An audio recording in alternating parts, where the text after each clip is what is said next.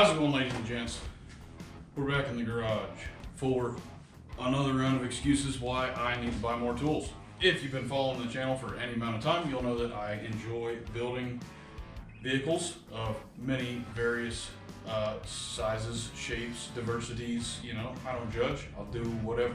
I don't care.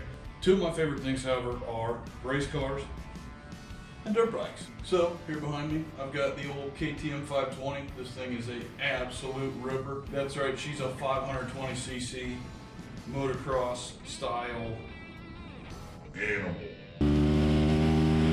This thing will send it like no other bike I've ever had. Probably not as fast as a modern day 450, but still. But she's about 20 years old. She's looking a little, she looks good for her age. She looks just fine, but she could use a little touch up here and there. And who am I kidding? Every vehicle that I own could use a little touch up here and there. We got the KTM, the S10, which hasn't run in years, but it'll run soon. If you guys would subscribe and watch my videos and through that give me some ad money, then I could probably finish the S10. But I have no money to buy a billet block, so can't do a lot about it. And we got the Corvette, the LS Swap C4. Manual valve body-ish 4L80 street rip.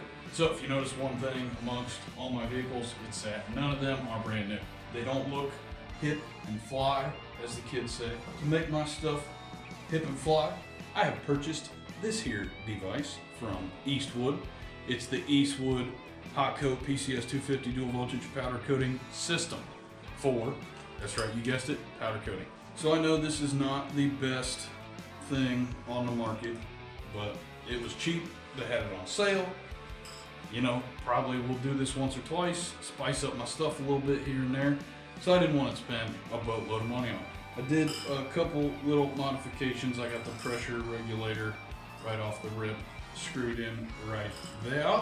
And that's it. I guess I didn't really modify anything. Just put a pressure regulator on it, which you need to do. You got to put a regulator on it. Then of course you got the plug on there. That's how she plugs in to the power. And then you got the old button on the gray wire. And that is how you give it the static electricity charge. You press that button.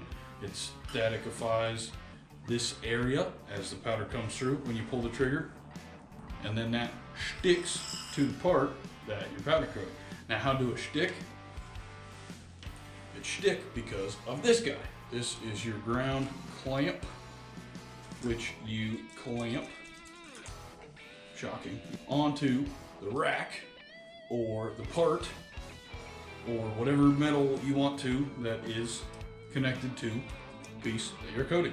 This particular guy has a voltage switch thing, low voltage and high voltage. I've heard from the internet gurus that you really just use high voltage for most applications. At least that's what the internet says. I would do your own research, but that's what we're gonna do to try this puppy out. I also got some of Eastwood's powder coat powder. I got some basics, the reds, the blues, the greens. The basics didn't come with the black. Maybe I'm goofy, maybe I'm silly in this assumption, but I would assume that black is a basic color. That's kind of disappointed, Eastwood. Maybe consider throwing a black in there. I feel like it's a pretty popular powder coat color. And since Eastwood didn't have black, I went to prismatic powders, which seems to be a quite popular option for getting your powders, and bought a decent amount of black because you gotta have black. I mean, come on. They also had a color match, KTM Orange, which that's a KTM. Also got the Yamaha Blue called Yama Blue, which I don't own a Yamaha, but I have some friends that do, and if they wanted some parts powder coated, I figured I would, you know, get it.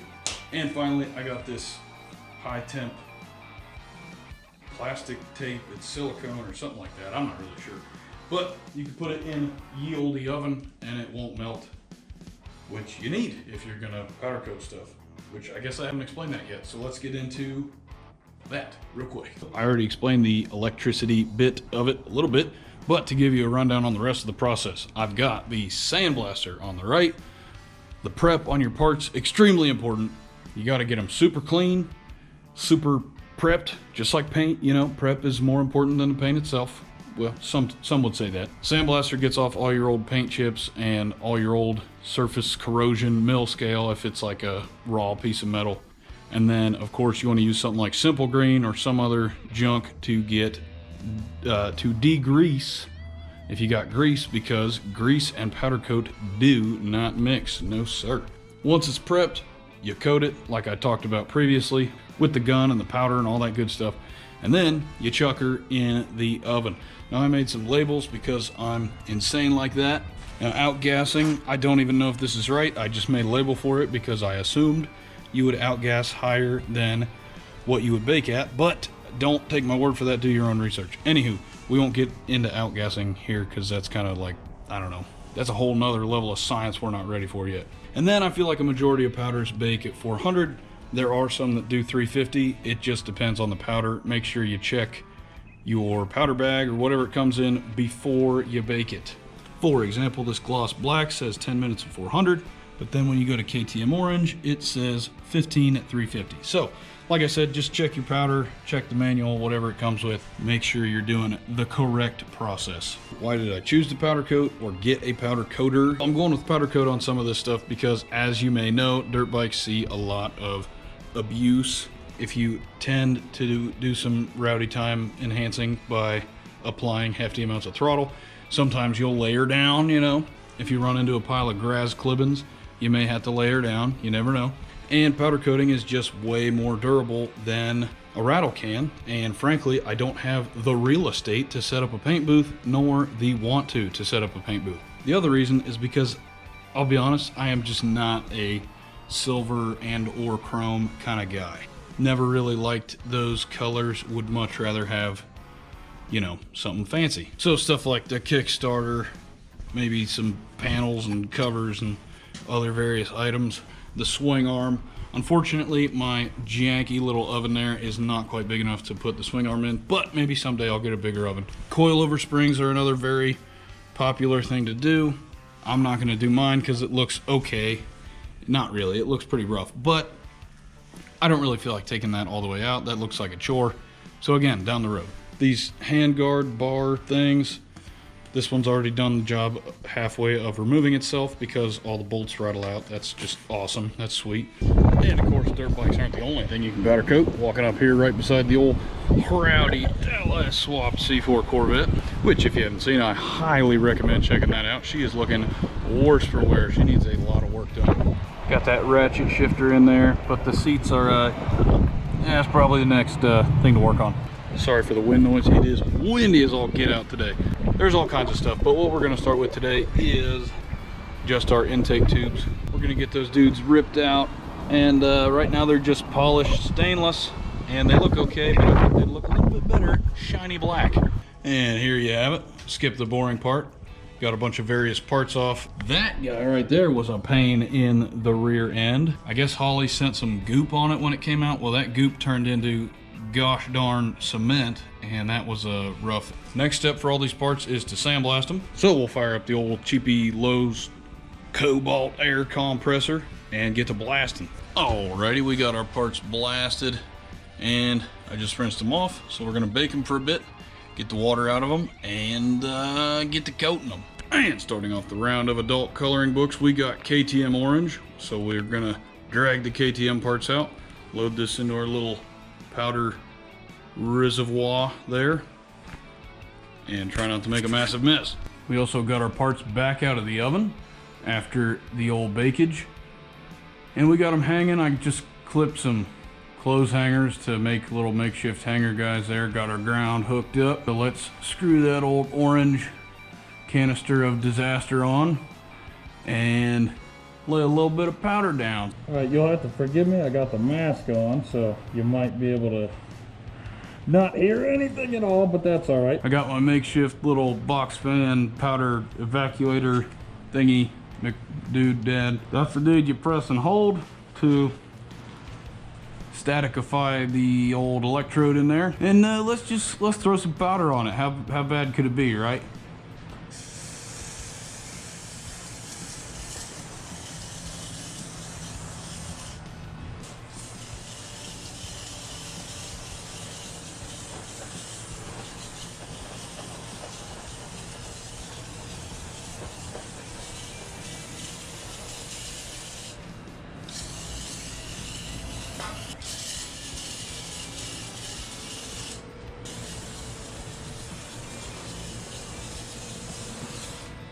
All right, we're gonna call that good enough. Let's throw her in the oven.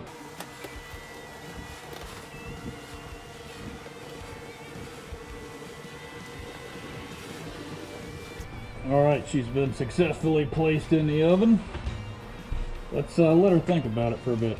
All right, now while that stuff is baking in there, I'm gonna go ahead and clean up the orange disaster I got over here and get ready for the next one. I went ahead and put some high temp silicone tape in the threaded bung on the Corvette part, just to keep those threads clean and clear from any powder coat stuff. Not that I think it would affect it too much, but just trying to keep them clear, so I got a good seal on the old mat sensor. A couple more minutes till those are done, and we'll pull them out and get started on the next one. Let's see if we can pull these dudes out without messing it all up. And they are looking pretty good.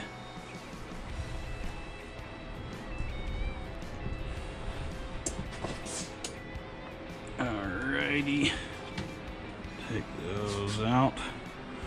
The cake is done. Oh, phooey.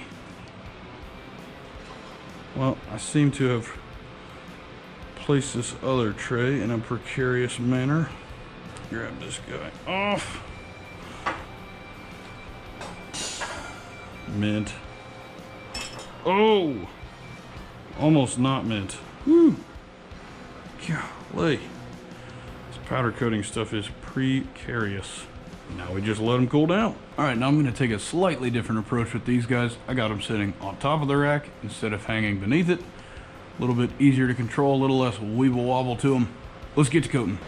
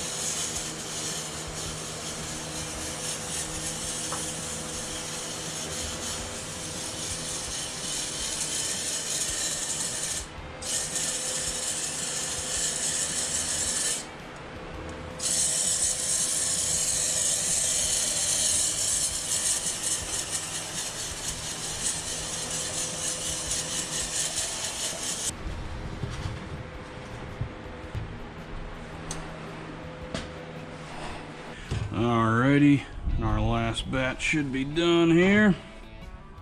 Ooh, that's kind of gross.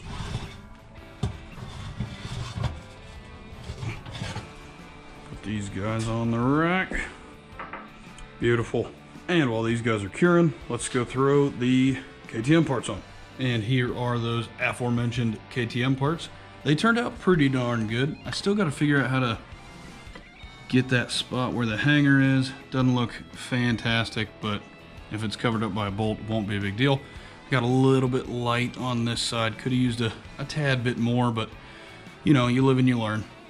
For the most part, they look good. I threw the screws back in for the little handguard things just to protect the threads and get the heads of the screws there. I gotta say, she don't look too bad.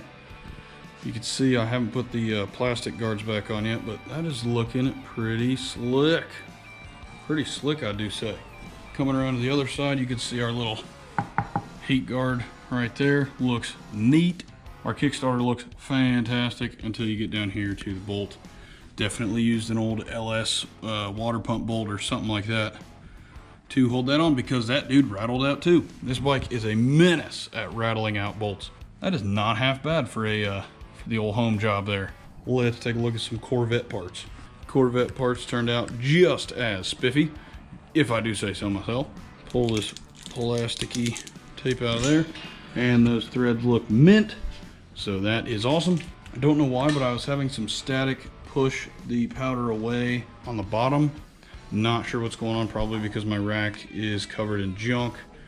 Got to clean that rack off so I get a good ground on it. But the very ends don't matter too much anyway, because they're going to go in the little hose clamps. So doesn't really matter. Turned out pretty good. Let me know what you guys think. Thanks for watching this quick test run of a home job on the powder coater.